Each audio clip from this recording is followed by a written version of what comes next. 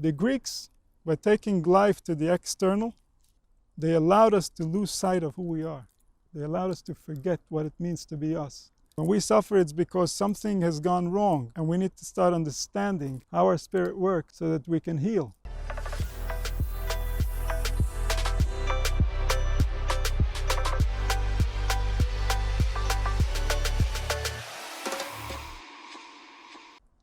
The Greek wisdom changed the way humanity interacts with nature, and ever since that, there has been no idol worship, but there has been no prophecy either. What the Greeks did was give emphasis on the things that can be measured, create sciences that can be precise and can tell us exactly what we're looking at.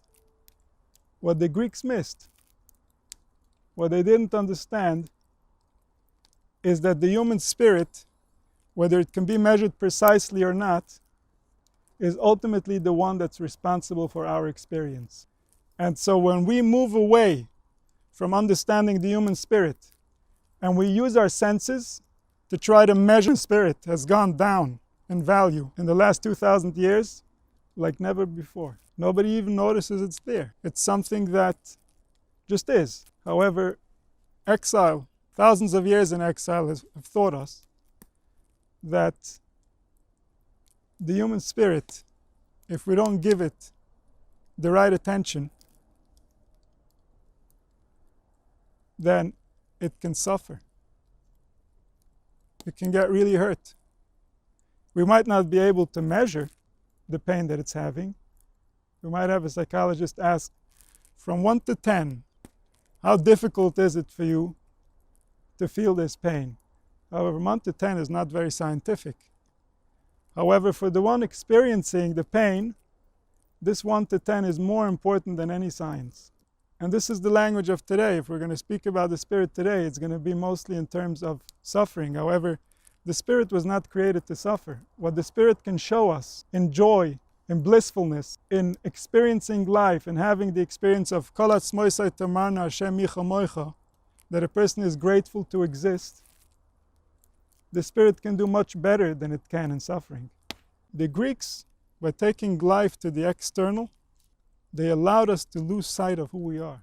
They allowed us to forget what it means to be us. When we suffer, it's because something has gone wrong, and we need to start understanding how our spirit works so that we can heal. Healing is tshuva.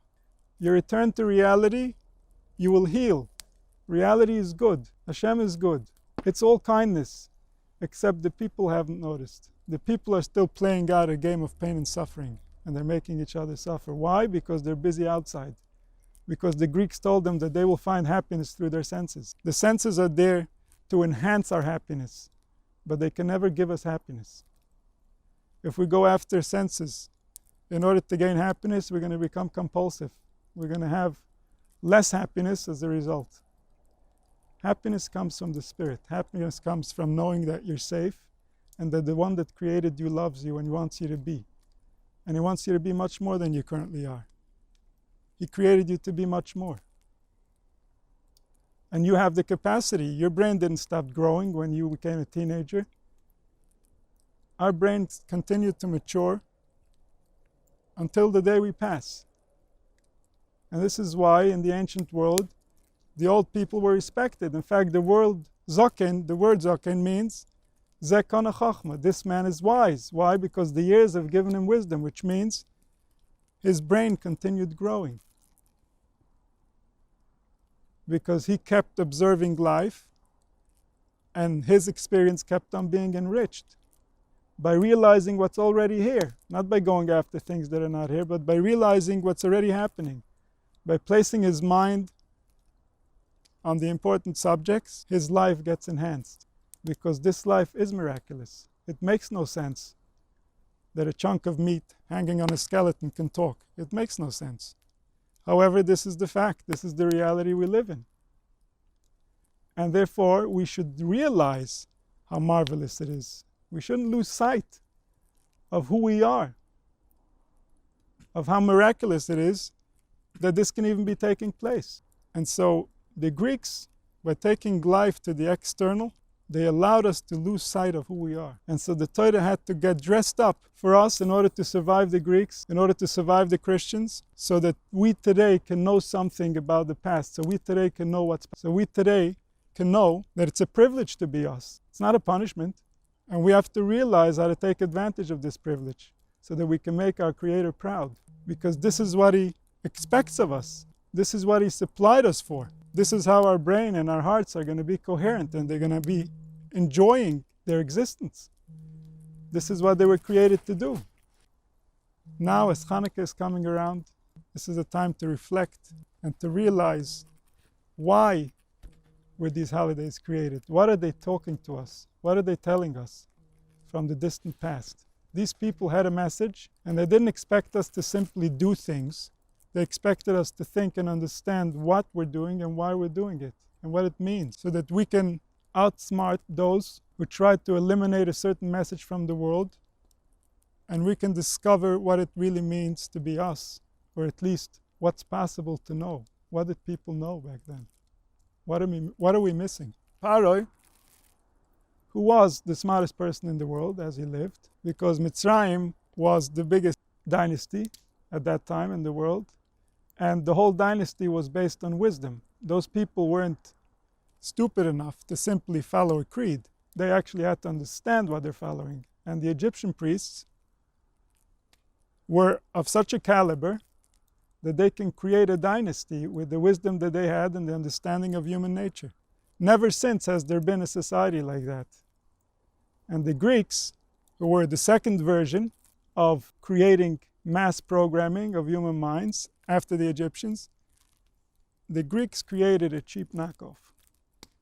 And that's the one we're stuck with. And so as we lost sight of the internal, we lost our connection to nature. We lost our connection to our thoughts, to our imagination, to dreams, to the meaning of life, to the allegorical language of how nature speaks. All the animals that were manifested, all the plants, everything is talking, everything is saying something about reality that our lives will be enriched by knowing.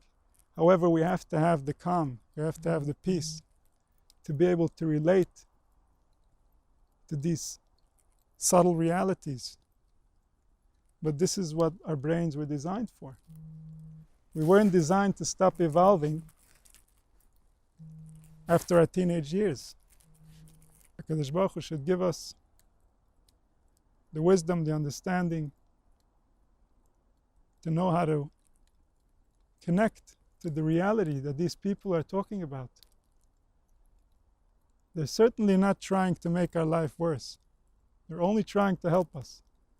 But we have to figure out how that works. How does it help us?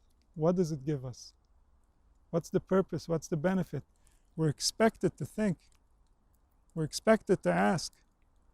The whole Gemara teaches us how to ask and how to answer and how to bring a raya. We have to apply those skills in our lives, in reality, because that's where our relationship with our Creator is taking place. And through that, we'll be Zoche to the Gula Shleima Meher B'Yameinu.